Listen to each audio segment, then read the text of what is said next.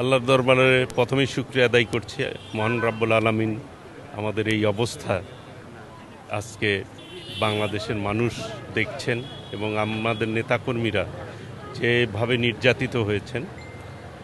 আমাদের দেশনেত্রী বেগম খালেদা জিয়া আজকে আমাদের মাঝে নেই।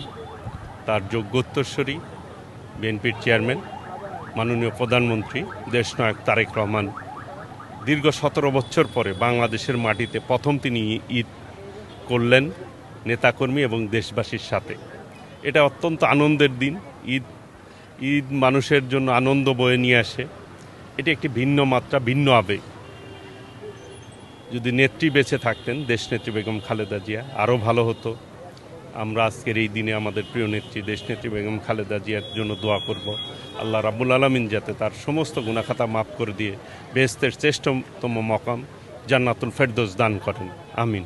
ইতিপূর্বে জনগণের চাহিদা অনুযায়ী জনগণ প্রত্যাশাও করতে পারে নাই যে ভোটের হাতের যে কালির দাগ সেটা না মুছতেই ফ্যামিলি কার্ড, যেটি প্রতিশ্রুতি ছিল 10,000 টাকা কৃষি ঋণ মওকুফ এবং ফ্যামিলি কার্ড ইতিমধ্যে ডিস্ট্রিবিউশন হয়েছে। ইমাম মজ্জিমদের বেতন ইতিমধ্যেই ডিস্ট্রিবিউশন হয়েছে।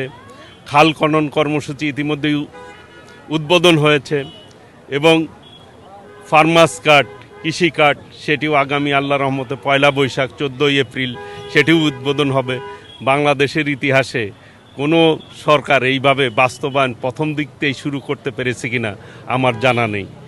দেশনায়ক তারেক রহমানের নেতৃত্বে, মাননীয় প্রধানমন্ত্রীর নেতৃত্বে ইনশাল্লাহ দেশের জনগণের যে প্রত্যাশা সেই প্রত্যাশা সরকার পূরণ করতে সক্ষম হব ইনশাল্লাহ।